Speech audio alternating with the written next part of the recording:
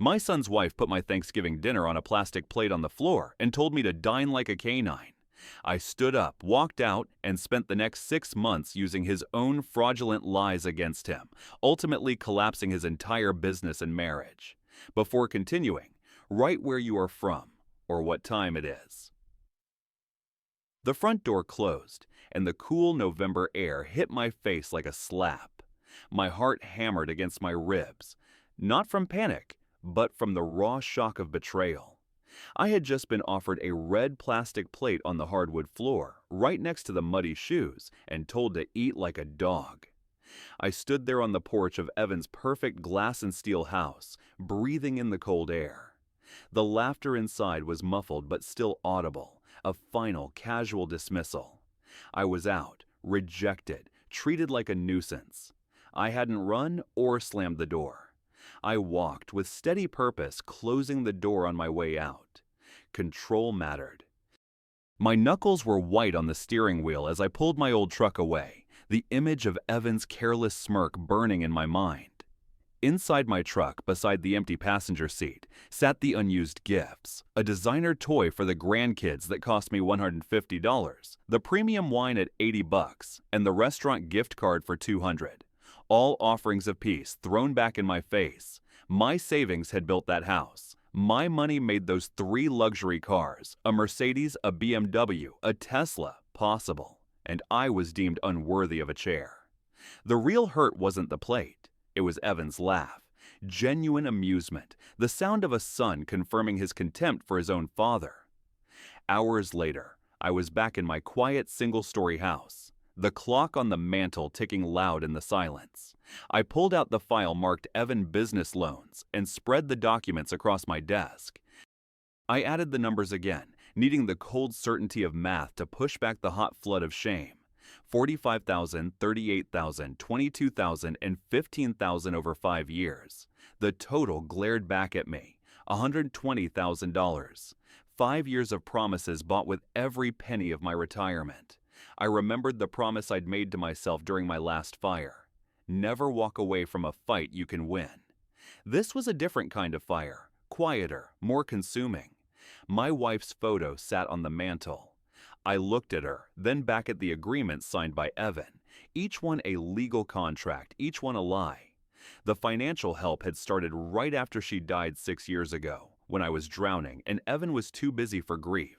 It wasn't investment capital, it was ransom for scraps of attention. That's when the sickness started. I found Robert Chen's business card, an attorney who did work for the fire department. Good man, fair. The sun was just beginning to turn the sky gray outside my window. I had been awake all night, turning betrayal into data. My thumb hovered over the call button, but I didn't press it yet. I needed something more. I needed a clear goal, not just rage. The plate on the floor. That was the line. That was the fuel. I stood up and walked to the window. Across the street, my neighbor, Mrs. Albright, was getting her morning paper. If Evan wanted a reputation, I'd give him one, but it would be the one built on the facts of $120,000 in a plastic plate. I picked up the phone again, my mind sharp and clear, firefighter mode engaged. I needed advice. I needed a specialist. I dialed the fire department's legal aid hotline. There was no hesitation left in me. I was done buying his love. I was going to buy justice. The lawyer who called me back gave me a name, Thomas Brennan. I needed to move fast before Evan realized those 4 words, I remember everything, meant I held the documents, not just the memory. I was finished being the understanding father. The game had changed, and I had the proof. The biggest mistake Evan made wasn't taking the money, it was the laughter, and he was about to pay for every cent of it. Thomas Brennan's office was quiet, smelling of dry paper and quiet confidence. I walked in with my 3-ring binder, the evidence organized, tabbed, and ready. Brennan, a calm man with reading glasses, flipped through the pages. "This is thorough, Mr. Gordon. Under Arizona law, these are enforceable contracts." I felt the first flicker of real hope. "So, I have a case." "You have the foundation, but we need more than paperwork. We need proof your son used this money for the business he claimed and evidence of his current financial capacity. He paused, setting down the loan agreements. That takes an investigation. My chest tightened. Investigation. It felt like crossing a line, turning my own son into a suspect. But the image of the plastic plate anchored me. I waited 5 years for him to do the right thing. I could wait 6 months for justice. Brennan set me up with Wendy Torres, a private investigator. I met her at a diner where the coffee was as dark and bitter as my mood. She wore a sharp black blazer and had eyes that missed nothing. She laid out her rules. No hacking, no trespassing, just public records, business filings, and legally admissible observation. I just need the truth, I told her, wrapping my hands around a hot coffee mug. Is his business actually successful, or is it all for show? Her fee was steep, $150 per hour plus expenses. It was money I couldn't spare, but Brennan's words echoed. Without evidence, you have nothing but old promises and hurt feelings. I signed the contract. This wasn't just about money anymore. It was about tearing down the successful facade Evan and Dela lived behind. I started visiting the cemetery again. I took a dozen white roses, my wife's favorite, to her stone. I bought them from a small shop called Desert Bloom. The woman behind the counter, Gloria, had a quiet smile and an understanding in her eyes I hadn't seen in years. 6 years, I told her when she asked how long it had been. It just becomes part of you. The missing doesn't really go away, Gloria said, her eyes softening. It just becomes part of you. It was the first time I felt seen, not judged or questioned, not pitied, just seen. I left the shop with the roses, but Gloria's name stayed with me. At the headstone, I confessed my plan. I'm going after Evan legally. You didn't see the person he's become. I touched the cold stone. I met someone today. She was kind. For the first time, my thoughts weren't consumed by anger. I was imagining what life might look like after. 2 weeks crawled by. Then Wendy called. We need to meet. I have information you'll want to see. We met at the cracked vinyl booths of the downtown diner. Wendy slid a folder across the table. Photos of Evan's 3 slick locations, Gordon Premium Auto Detailing, and documents showing past due rent notices and final warnings. Your son's in trouble, she stated. The business looks good, but the books are hemorrhaging $180,000 in bank debt. If he doesn't turn it around, he's looking at bankruptcy. I stared at the numbers. He wasn't successful. He was failing, desperately using my money to shore up a sinking ship. He cut me off because I retired. I wasn't a resource anymore. Then, Wendy showed me a social media screenshot. Evan and Dela, dressed in formal wear, smiling, promoting a charity gala next month, $500 per ticket. They're playing the generous benefactors, Wendy said. They won't pay back the man who funded their life, but they'll throw a party to look charitable. I looked at the date, December 15th, less than 3 weeks away. I felt a cold, calculated thought form in my head. This, I said, looking at the photo of their arrogant smiles, is perfect, actually. Wendy raised an eyebrow. I didn't know the exact plan yet, but I knew I had found the pressure point. Evan cared about 2 things, money and the reputation he pretended to have. I was about to jeopardize both, starting with the latter. I filed the lawsuit the following week. It was a cold, efficient transaction of justice. The court clerk stamped the documents, and the legal battle was official. Brennan told me the process server was instructed to find Evan at his main location. I didn't want him to hide. I wanted the confrontation to be public. The call came an hour later. Evan's number. I let it ring twice before answering, letting him stew in his shock. You're suing me! Your own son? Are you out of your mind? His shouting was so loud I held the phone away from my ear. No, Evan. I'm finally thinking clearly. My voice was steady, calm. The old firefighter voice. This is betrayal. Family doesn't do this to family. You're right, I countered. Family doesn't, so explain Thanksgiving to me. Explain that plastic plate on the floor. Explain eat like a dog. Was that thinking clearly? He sputtered, trying to pivot. That was a joke. You're too sensitive. Do you remember those 4 words I said? I let the silence stretch. I remember everything. Every check, every promise, every signed agreement. And I have proof. I hung up before he could respond, setting the phone face down. My hands shook, but the line was drawn. The social fallout started immediately. Dela launched her campaign on social media, posting vague but pointed statuses about unexpected challenges and toxic family dynamics. She didn't name me, but the details she gave to Flying Monkeys, cousin Barbara, old friends from the firehouse, were unmistakable. My phone rang constantly. "Simon, honey, I'm worried about you," Barbara chirped.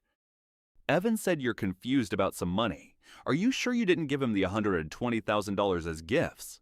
I countered every lie with cold facts. "Barbara, I have loan agreements with his signature. I'm a retired firefighter, not a millionaire. Dela is lying and she's trying to gaslight me."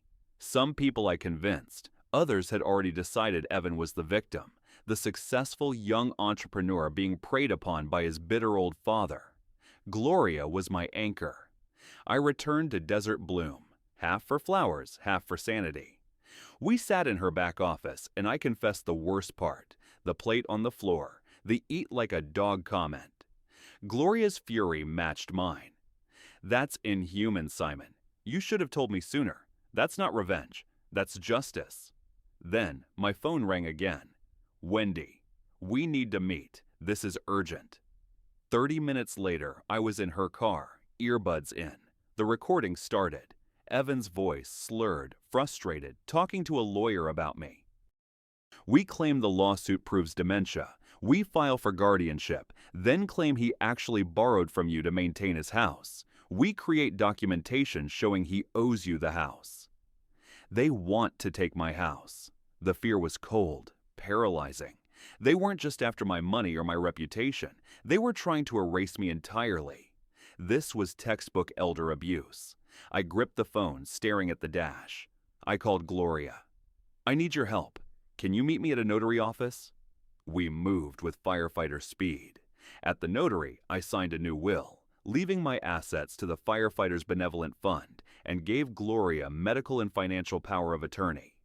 When she hesitated to sign the power of attorney papers, I covered her hand. "Please, I trust you." She looked at me for a long, steady moment, then signed. We walked out holding a stack of legally bulletproof documents, ready to fight for my life. Brennan's office that evening was tense. I handed him Wendy's recording and the notary-stamped documents. He listened to Evan's criminal intent, muttering, "Unbelievable. Textbook elder abuse." He didn't waste a second drafting a restraining order preventing them from filing guardianship or property claims. "This strengthens our case," Brennan said, typing fast. "Shows consciousness of guilt. But Simon, they are desperate. Watch your back." "He won't be alone," Gloria stated, her voice firm. I looked at her, this woman who barely knew me, putting herself between me and my desperate family. I didn't go home that night. Gloria insisted I stay with her. I nodded, getting into her car. As we drove, she reached over and squeezed my hand on the armrest. I didn't let go. We drove the rest of the way, holding hands, two old lives suddenly intertwined by shared pain and a sudden, quiet certainty. 2 weeks passed in a strange, protective rhythm at Gloria's house. Morning coffee, a kiss on the cheek, me handling legal calls from her dining table. The gossip about my confusion was everywhere, but inside her walls, it was just background noise. The December 15th charity gala approached, glittering on social media with photos of Evan and Dela playing community leaders. I knew I needed to weaponize Evan's one true asset, his public image. I called Jake, the Firefighter Association president. "Jake, Evan and Dela are hosting a big charity event," I was thinking. "We do charity work every day, just without the fancy venue." Jake caught the subtext immediately. A newspaper piece, highlighting the good work retired guys do. Nothing controversial, just the truth. The article published the morning of the gala in the Phoenix Chronicle's Local Heroes section. It featured me in my old gear talking about 32 years of service and a carefully inserted line. Gordon says he's proud to support the next generation, including his son Evan, an entrepreneur in Scottsdale. It looked like an innocent, proud father's comment. It was a perfectly placed IED. That evening, while Evan and Dela worked the room in their tuxedo and designer gown, Gloria and I had dinner by candlelight. She made pot roast. I laughed. A full, genuine laugh. My phone buzzed. A text from Jake. Article is getting shared everywhere. Fire department's official page posted it. Good visibility. Does it feel good? Gloria asked, watching me. The revenge. It's not about feeling good, I admitted. It's about them understanding that their actions have consequences, that they can't just erase me and expect no one to notice. Later, Wendy sent me the details from her contact at the gala. Evan and Dela were initially flawless. Then, the whispers started. Guests mentioning the Chronicle article. The questions started coming. Why isn't your father here tonight? The final blow came when Richard Chambers, one of Evan's investors, cornered him near the bar. Evan, we need to talk about something I heard. There's a lawsuit from your father over business loans. Is that accurate? Evan's practiced smile shattered. He tried to claim it was a misunderstanding, but Chambers wasn't finished. If you're disputing legitimate business loans from family, that makes me question your financial ethics. Integrity matters in business. We'll be reviewing our position. The gala didn't collapse, but it ended in whispers of financial instability and moral rot. I didn't need to be there to see Dela's frozen fury or Evan's mounting panic. Gloria took my phone from my hands. The radio was playing something soft from the 60s. Dance with me, she said. We moved slowly in the small living room. I held her close, feeling the warmth of her presence. The fallout was happening across town, but my victory was here, in her arms. I need to say something, I whispered. I'm falling in love with you. I probably already have. She pulled back, looking up at me. Probably, definitely, good, because I'm already there too. We danced on, the music soft. I finally understood that night. Winning wasn't about watching them fall. It was about building something worth more than revenge. January arrived, bringing the cold reality of Evan's counterattack. The legal battle wasn't a clean victory. It was a war of attrition. His lawyers filed motion after motion, requests for continuances, discovery disputes, challenges to the legitimacy of the loan agreements. The strategy was exhaustion, bleed me dry, make the costs astronomical, and hope I'd settle for pennies. Then came the nuisance counterclaim, $50,000 for emotional distress caused by my lawsuit. Brennan called it trash, but we had to respond. The price was always time, effort, and more legal fees. Dela, meanwhile, had turned her social media into a propaganda machine. She posted about toxic family dynamics and elder manipulation tactics, never naming me, but the details were perfectly crafted. Her posts went viral in certain young family circles, the narrative of the greedy, bitter old relative trying to steal the future of the hardworking young couple. Look at this, I showed Gloria, my voice shaking with frustration. She's calling me a predator, says I'm trying to steal their future. Gloria set the phone face down. She's lying, Simon, you know that. The question is, why are you letting it hurt you? It's hard when people you've known for years look at you like you're losing it, I admitted, swirling my coffee. Then they don't matter, she stated, firm and unyielding. Your lawyer knows the truth. The judge will know the truth. Focus your energy on that and on us. We're more important than her lies. She was right. I needed to let the lies roll off like water on a freshly polished fire engine. February brought evening walks around her quiet, tree-lined neighborhood. We were planning our future in the quiet spaces between the legal deadlines. When this is over, truly over, what do you want your life to look like? Gloria asked one night. Quiet, peaceful, I said. And with you. I want to sell my house and move in here officially. She stopped walking, turned to face me under a flickering street lamp. Are you asking what I think you're asking? Living together, making this official, I confirmed. Yes, absolutely. Her smile was immediate and certain. Then absolutely yes, I want that too. Late February, Wendy called with the final damning piece of evidence. Evan, drunk and frustrated, recorded at a restaurant with his business partner, unaware of Wendy's proximity. The old man thinks he'll win. He can't prove anything. I'll just forge more documents if I have to. Make it look like he's confused. I played the recording twice at Gloria's dining table, taking notes. Forge more documents. Make it look like he's confused. It was an admission of intent to commit fraud. The air in the room went thin. Brennan was ecstatic. With this recording, we don't just win the civil case. This is evidence of criminal intent. The DA might be interested. I don't want him in prison, I told him. I just want my $120,000 and my dignity back. That's your choice, Brennan conceded. But this recording means he won't fight anymore. He can't win. In the final preparation session, Brennan laid out the case, my testimony, the documented loans, Evan's signatures, and now, Evan's own recorded words. Evan's own words will convict him, Brennan said.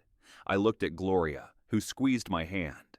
We walked out into the late afternoon sun. 2 more months, I said.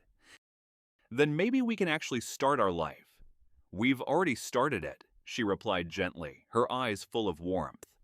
This is just the last chapter of the old story. The last chapter. I pulled her close, smelling the faint, sweet scent of roses that always clung to her. The future was terrifying, but the present, here in her arms, was a fortress. We drove home together. The trial was approaching, but the future was already beginning. I knew that recording, the sound of Evan's desperate, slurred voice, meant the fight was finally over.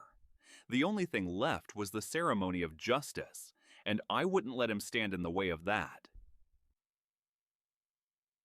March brought the first real heat of spring and the final countdown to trial.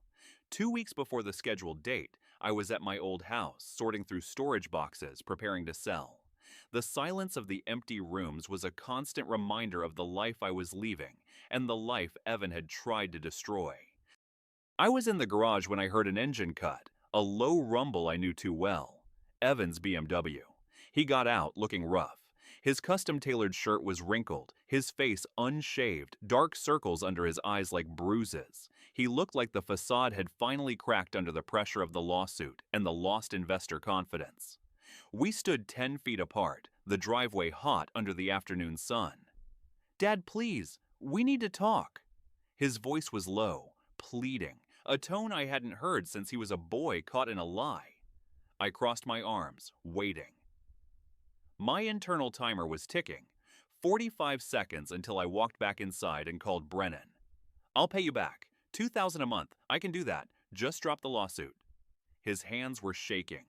"Dela is threatening divorce. My business is falling apart. You're destroying my life." "I'm not destroying anything, Evan," I said, my voice quiet but firm, cutting through the Arizona heat. "I'm holding you accountable." "There's a difference." He crumpled slightly, the expensive shoes dragging in the gravel. He started to cry. Real tears, not the performative kind. "I'm your son. How can you do this to your own son?" I looked at him. I saw the desperate man, but I refused to see the boy. I would have forgiven the money, all of it. But that day, that Thanksgiving, that plastic plate on the floor, and your laughter, you showed me exactly what I am to you. Nothing.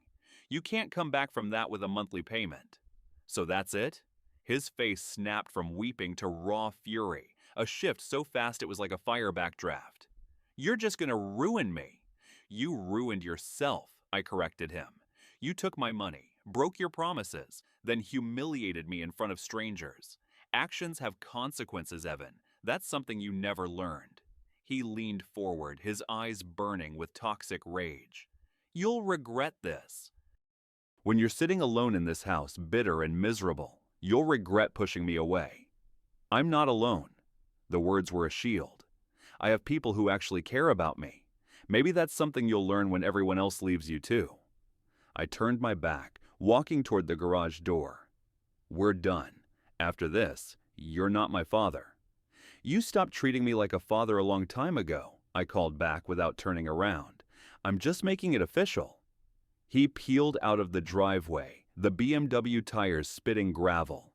The noise was the last sound of our relationship. That evening, I got a call from an unknown number. It was Robert, my late wife Margaret's brother, Evan's uncle. He had been silent throughout this whole ordeal. "Simon, it's Robert. I should have called sooner. I want you to know. I believe you." The relief hit me hard, a loosening of tension I hadn't known I was carrying. I've watched Evan for years, saw how he treated you after Margaret died. Saw him lie about his business, brag about success I knew wasn't real. "You saw that?" I asked, my voice catching. "I did, and I'm ashamed I didn't say anything sooner. But I'm saying it now. If your lawyer needs a character witness, someone to testify about Evan's pattern of dishonesty, I'll do it. Margaret would want me to stand with you. Family should stand together. A truth lost on my son, found in my late wife's brother." Later that week, Gloria and I attended a firefighter's retirement dinner. We walked in together, hand in hand. We were public now, official. My old captain clapped me on the shoulder. "Good for you, Simon. You deserve happiness." We were moving as a unit, comfortable, right? While Dela used social media to paint me as an unstable man, I was sitting next to the president of the Firefighters Association, surrounded by decades of loyalty. The night before the final pretrial meeting, we sat on my porch watching the sunset. The house had a for sale sign out front, a physical countdown to my new life at Gloria's. "Are you nervous about facing him?" she asked. "Not about the case. We'll win. But hearing whatever lies his lawyer tells, that part still worries me." "You're not the same man you were on Thanksgiving. You're stronger now." "I feel stronger, but I also feel tired," I admitted. "Ready for this to be over." "It will be soon," she said, squeezing my hand. "And then we start the next chapter." I pulled her close. "Together, officially, permanently."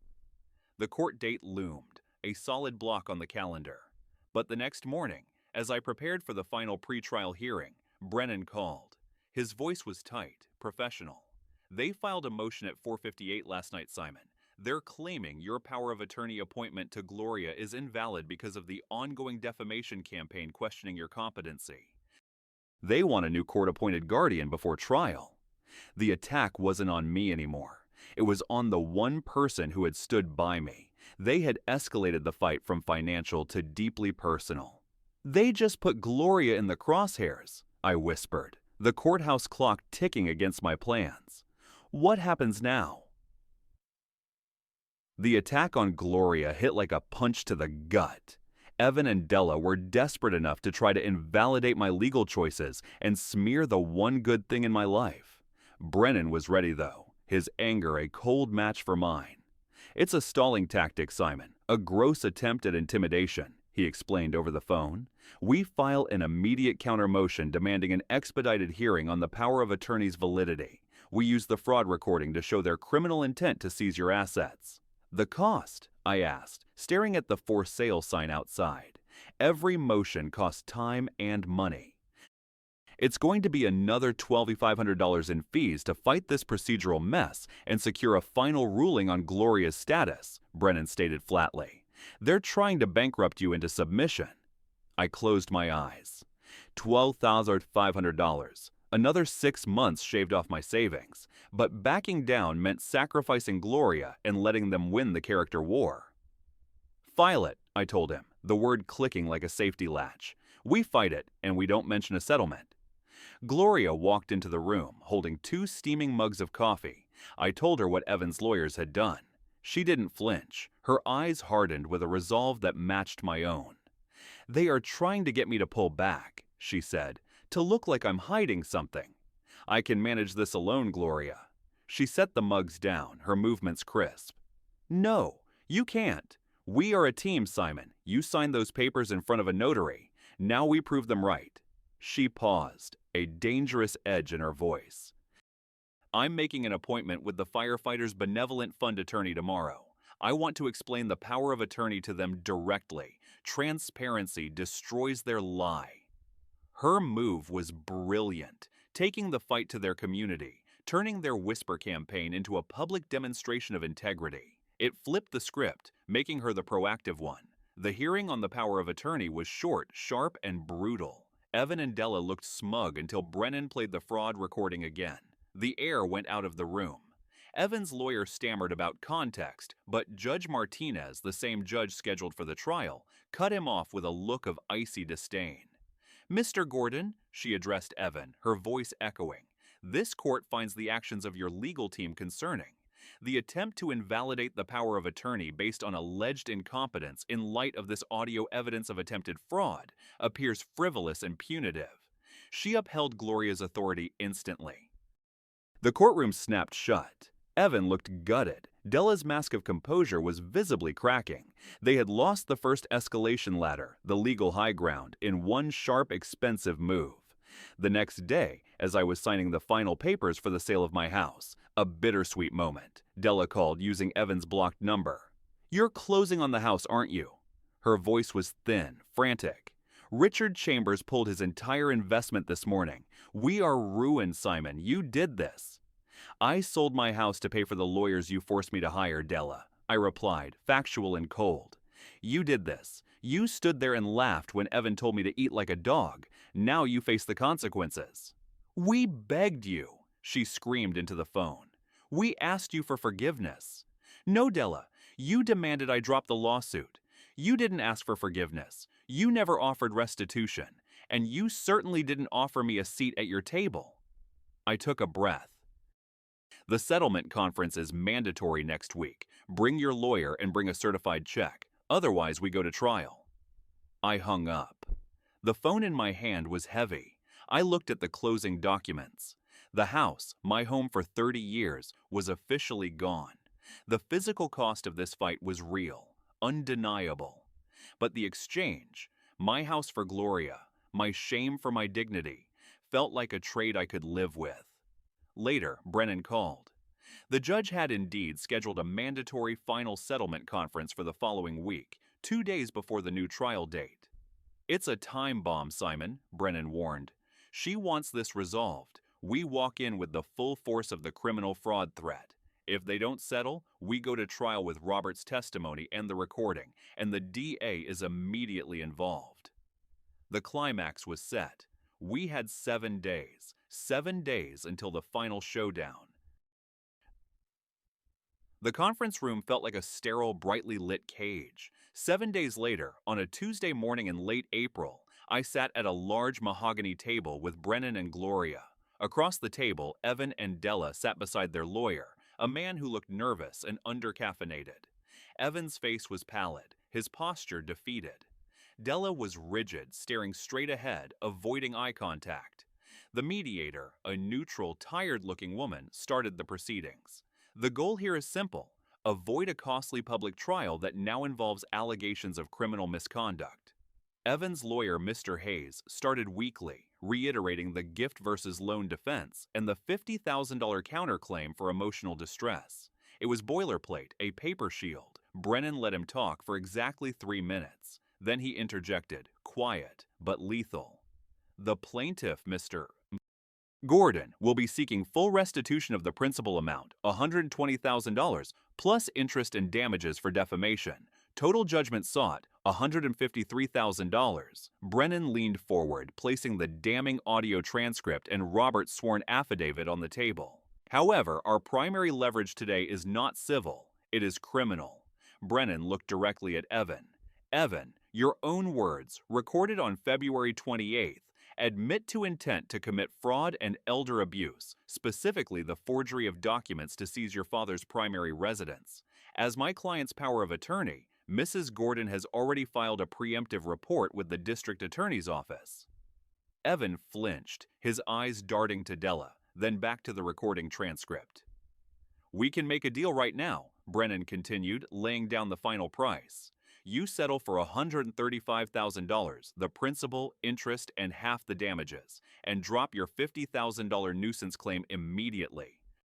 In exchange, we agree to delay the filing of the recorded evidence with the DA for a period of 72 hours, pending receipt of the first certified payment of $45,000 this afternoon."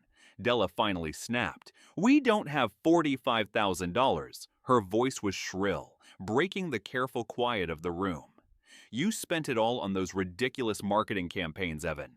"You bought the watch," Evan roared back, the polite facade completely gone. "You took $18,000 out of the business account last month. The luxury cars are yours, Dela." The fight exploded across the table, immediate and raw. The mediator sat back, watching the wreckage unfold. Evan buried his face in his hands. "I lost everything," he mumbled, the sound hollow. "The business is gone. Dela is gone. I lost everything trying to be what you wanted me to be." "I didn't ask you to be rich, Evan," I said, looking across the wreckage of the conference table. My voice was suddenly soft, the anger replaced by a crushing sadness. "I asked you to be honest. I just wanted a chair at the table, that's all." Dela, pale and furious, turned to Mr. Hayes. "Settle it now. Give them everything they want. I want a clean separation, and I want him to face the DA alone." The mediator brought the room to order. The terms were quickly finalized. Evan agreed to a total settlement of $135,000, payable in 2 installments. Brennan had won an almost complete victory. As we packed up, Evan sat alone, his lawyer having abandoned him to talk to the mediator. I paused beside the table. "Evan," I said. He didn't look up. "Just go, Dad. It's over." "I'm sorry you ruined your life," I said honestly, "but I'm not sorry I fought for mine." I walked out with Gloria and Brennan, the sunlight on the courthouse steps feeling heavy, not light. We had won the money, secured the legal victory, and watched the consequence engine dismantle Evan's world in front of us. It was a victory earned with blood and the $2,500 check. As we reached Gloria's car, my phone vibrated in my suit pocket. A text from an unknown number. I pulled it out. It was an image. Evan at 7 years old, grinning, sitting on my shoulders at the fire station open house. The same picture I had set face down on my desk months ago. Beneath the photo, there was no text, just a single emoji, a broken heart. I stared at the screen, my throat tight. Was it Dela trying one last emotional manipulation? Or was it Evan finally admitting in the language of a lost boy what he had truly lost? I slid the phone back into my pocket, the image of that gap-toothed grin burning into my memory, a final gut-wrenching hook. A week after the settlement conference, the legal fight was officially over. The first payment of $45,000 had landed in my account, a physical proof of the victory, but the feeling wasn't triumph. It was exhaustion, a quiet, deep exhaustion that settled into my bones. I was at my old house, packing the last few boxes with Gloria. The house was empty, echoing, smelling faintly of dust and old memories. "Who sent it?" Gloria asked quietly, folding a blanket in the living room. She meant the picture of young Evan. "I don't know. Evan or Dela. It doesn't matter." I sealed the box with tape. It's one last attempt to make me feel guilty, or maybe one last attempt to communicate. Either way, I'm done receiving. I moved the box to the hallway, looking at the bare hardwood floor where the dining table used to sit. The memory of the plastic plate, the red color against the dark wood, was still vivid. But now, when I thought of it, I didn't feel humiliation. I felt the cold, hard resolve of the man who stood up, picked up the plate, and walked out. Later that day, my phone rang. "Evan." "I know," he said hollowly. "Dela filed for divorce yesterday. She's taking everything. The business is filing for bankruptcy next week. I'm moving out of the house." "I'm sorry to hear that, Evan," I said honestly. "Are you?" he challenged. "You won. You destroyed me." "I never said I'd destroy you. I said I'd hold you accountable." I corrected him one last time. "There's a difference. You can pay the remaining judgment in installments like the court ordered." Silence hung between us, thick with everything left unsaid. "You were right about everything, Dad," he finally whispered. "I was an idiot." The admission of fault was a small balm, too late to heal the deep cuts, but enough to offer a final grace.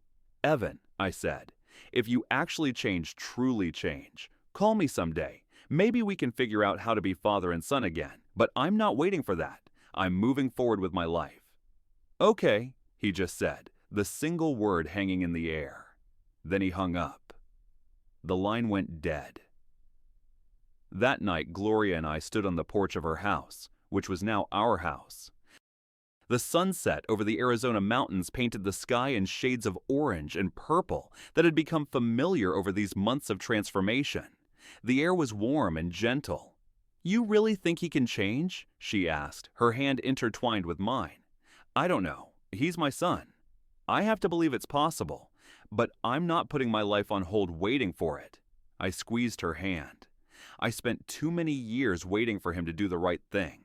We're building our life now, together. I like the sound of that, she smiled. Our life. I looked at the house behind us, warm light spilling from the windows. 6 months ago, I had come to Evan's house, hoping for family, hoping for a seat. I was turned away and treated like an unwanted dog. Now, I had Gloria. I had my dignity. I had my financial security back, and I had the unexpected gift of a second chance at connection. You know what's funny? I finally said, resting my head against hers. 6 months ago, I was looking for a place at a table that didn't want me. Now I've got you, and that's more family than I've had in years. She pulled back and smiled, her eyes crinkling at the corners. That's not funny, Simon. That's perfect. We stood in comfortable silence, watching the stars begin to appear over the desert. My story wasn't about Evan anymore. It was about standing up and fighting for my own worth. It was about walking into a flower shop and finding a new beginning. I looked at Gloria, ready to start the next chapter with her. I'd walked away from the humiliation and built a life worth more than any revenge could ever be. If this story resonated with you, leave a like and consider subscribing.